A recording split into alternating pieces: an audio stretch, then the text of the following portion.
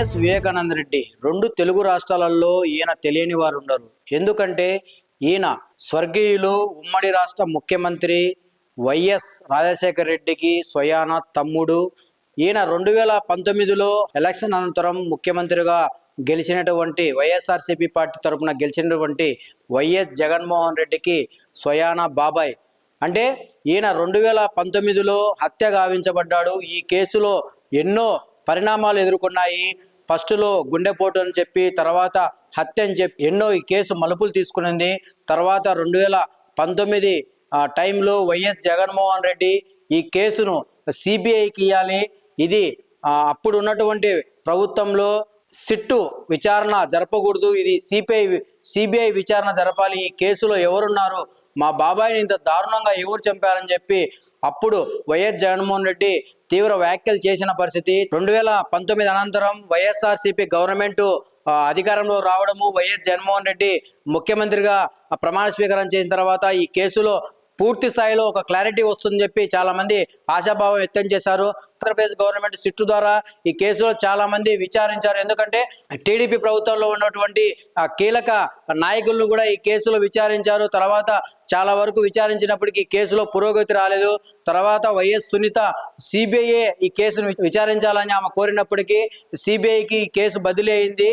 సిబిఐకి బదిలీ అయిన తర్వాత చాలా మందిని విచారించారు. ఈ కేసులో చాలా కొత్త పేర్లు బయటకు వచ్చాయి. చాలా మంది రాజకీయ ప్రముఖులు కూడా ఈ కేసులో విచారణ ఎదుర్కొన్నారు. ఎంతో మంది వచ్చారు. అంటే వైఎస్ కుటుంబీకులే వీళ్ళని చంపారని చెప్పి కూడా చాలా వరకు రూమర్లు వచ్చాయి.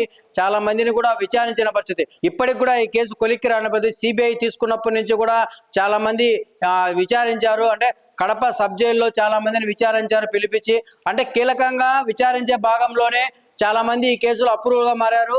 అంటే దస్తగిరి అప్రూవల్గా మారి ఏం జరిగింది, ఈ హత్యకు గల కారణాలు ఏంటి, ఎలా చంపామని చెప్పి కూడా సిబిఐకి చెప్పిన తర్వాత ఈ కేసు పూర్తిగా ఇంకా క్లారిటీ వచ్చేసింది. కాబట్టి ఈ కేసు ఇంకా అయిపోతుంది, ఎవరు ఏంటి అని కూడా శిక్ష పడుతుందని చెప్పి కూడా చాలా మంది ఆశాభావం వ్యక్తం చేశారు. తర్వాత చాలా మంది జైలుకి వెళ్ళారు, బెయిల్ మీద బయటకు వచ్చారు.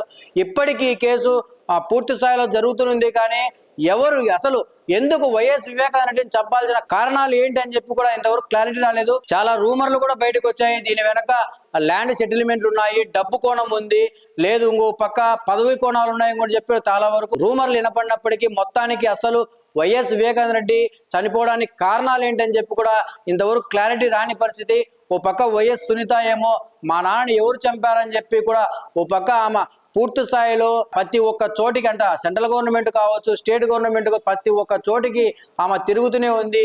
మీడియాకు కూడా మా నాన్నని ఎవరు చంపారో కూడా న్యాయం చేయాలని చెప్పి కూడా మీడియా ముందుకు కూడా ఆమె చాలా సార్లు వచ్చిన పరిస్థితి. వైఎస్ షర్మిల కూడా మా బాబాయిని ఎవరు చంపారో కూడా ఆమె కూడా వైఎస్ సునీతకు అండగా ఉండి ఈ కేసులో ఎవరున్నారో త్వరగా తీర్చాలని చెప్పి కూడా ఆమె కూడా మీడియా ముందుకు వచ్చి చెప్పిన పరిస్థితి.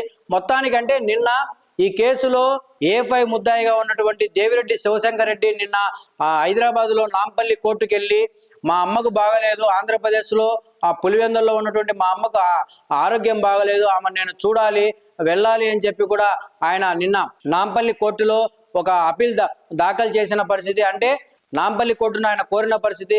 వెంటనే వైఎస్ సునీత ఆయనను ఏపీకి పంపించద్దండి, ఏపీకి పంపిస్తే అక్కడ పులివెందుల్లో కావచ్చు, కడపలో కావచ్చు చాలా వరకు ఈ కేసులో నిజాలు తారుమారవుతాయి, చాలా మంది సాక్షులను కూడా భయపెట్టే పరిస్థితి ఉంది. కాబట్టి మీరు ఆయనను దేవిరెడ్డి శివశంకర్ రెడ్డిని హైదరాబాద్ నుంచి ఏపీకి పంపించొద్దని చెప్పి కూడా ఆమె నిన్న నాంపల్లి కోర్టులో కోర్టుకు చెప్పిన పరిస్థితి. ఎందుకంటే సిబిఐ వాళ్ళు కూడా ఇదే విషయమే ప్రస్తావించారు. ఎందుకంటే అక్కడికి వెళ్తే దీంట్లో కీలకంగా చాలా మంది అప్రూవల్గా మారి ఇక్కడ లోకల్గా కడపలో ఉన్నారు కాబట్టి వాళ్ళని ఏమన్నా భయభ్రాంతులకు గురి చేసే అవకాశాలు ఉంటాయని చెప్పి కూడా ఒక పక్క సిబిఐ చెప్పిన పరిస్థితి. మా తల్లిని చూడాలి, మెరుగైన వైద్యం చేపించుకోవాలని చెప్పి దేవిరెడ్డి శివశంకర్ రెడ్డి కోరినప్పటికీ వైఎస్ సునీత మటుకు హైదరాబాద్కు తీసుకొచ్చి మెరుగైన వైద్యం చేపించుకోవాల్సింది కూడా ఆమె కోర్టులో చెప్పిన పరిస్థితి. మొత్తానికి దేవిరెడ్డి శివశంకర్ రెడ్డి మా అమ్మను నేనే చూసుకోవాలని చెప్పినప్పుడు వైఎస్ సునీత ఆయనకు దేవిరెడ్డి శివశంకర్ రెడ్డికి కొడుకు కావచ్చు, కోడలు కావచ్చు, ఇద్దరు డాక్టర్లే, వాళ్ళు చాలా జాగ్రత్తగా వాళ్ళ అమ్మని చూసుకుంటారని చెప్పి కూడా ఆమె కూడా నాంపల్లి కోర్టులో చెప్పిన పరిస్థితి. మొత్తానికి నిన్న కోర్టు రేపటికి అంటే 5వ తారీఖు ఈ కేసు వాయిదా వేయడం జరిగింది. మొత్తానికి ఈ కేసు చాలా రోజుల నుంచి చాలా మలుపులు తీసుకుంటుందని చెప్పవచ్చు. రేపు కోర్టు ఏం తీర్పిస్తుందని చెప్పి కూడా చాలా మంది ఎదురు చూస్తున్న పరిస్థితి. వైఎస్ వివేకానంద రెడ్డి హత్య జరిగినప్పటి నుంచి చాలా వరకు రాజకీయాల్లో కావచ్చు, రాష్ట్ర ప్రజల్లో కావచ్చు, అసలు వైఎస్ వివేకానంద రెడ్డిని ఇంత దారుణంగా చంపాల్సిన అవసరం ఎవరికి ఉందని చెప్పి కూడా చాలా మంది అప్పుడు అభిప్రాయపడ్డారు. ఎందుకంటే ఆయన చాలా మందితో చాలా ఫ్రెండ్లీగా ఉంటాడు. ఎందుకంటే స్వర్గీయులు ఉమ్మడి రాష్ట్ర ముఖ్యమంత్రి రాజశేఖర రెడ్డి తమ్ముడైనప్పటికీ అందరితో ఎంతో బాగా ఉండేవాడు, అందరినీ చాలా ఆప్యాయంగా పలకరించేవాడు. ఇలాంటి వ్యక్తిని దారుణంగా ఎవరు చంపారని చెప్పి కూడా చాలా మంది ఈ కేసులో ఎవరున్నారని చెప్పి కూడా తెలుసుకోవాలని చాలా ఆసక్తి చూపినప్పటి పరిస్థితికి అంటే ఇప్పటికీ దాదాపు 2019లో వైఎస్ వివేకానంద రెడ్డి దారుణ హత్యకు గురైనప్పటికీ ఇప్పటికి కూడా ఈ కేసులో ఎన్నో ట్విస్టులు నెలకొన్నాయి తప్పితే ఇంతవరకు ఈ కేసు కొలిక్కి రాని పరిస్థితి అని చెప్పి కూడా చాలా మంది అభిప్రాయపడుతున్నారు. చూద్దాం ఈ కేసు ఎప్పటి కొలిక్కి వస్తుంది. ఓ పక్క దేవిరెడ్డి శంకరెడ్డి ఆశించినట్టు బెయిల్ వస్తుందా, దేవిరెడ్డి శివశంకర్ రెడ్డి ఆశించినట్టు ఆయన ఏపీకి వెళ్ళమని చెప్పి కోర్టు చెప్తుందా, లేదంటే వైఎస్ సునీత చెప్పినట్టు ఆయన హైదరాబాద్కి తల్లిని తీసుకొని వచ్చి ఆమెకు వైద్యం చేపించుకోమని చెప్పి నాంపల్లి కోర్టు చెప్తుందా. మొత్తం రాష్ట్ర రాజకీయాల్లో ఒక పెద్ద టెన్షన్ వాతావరణం నెలకొందని చెప్పవచ్చు.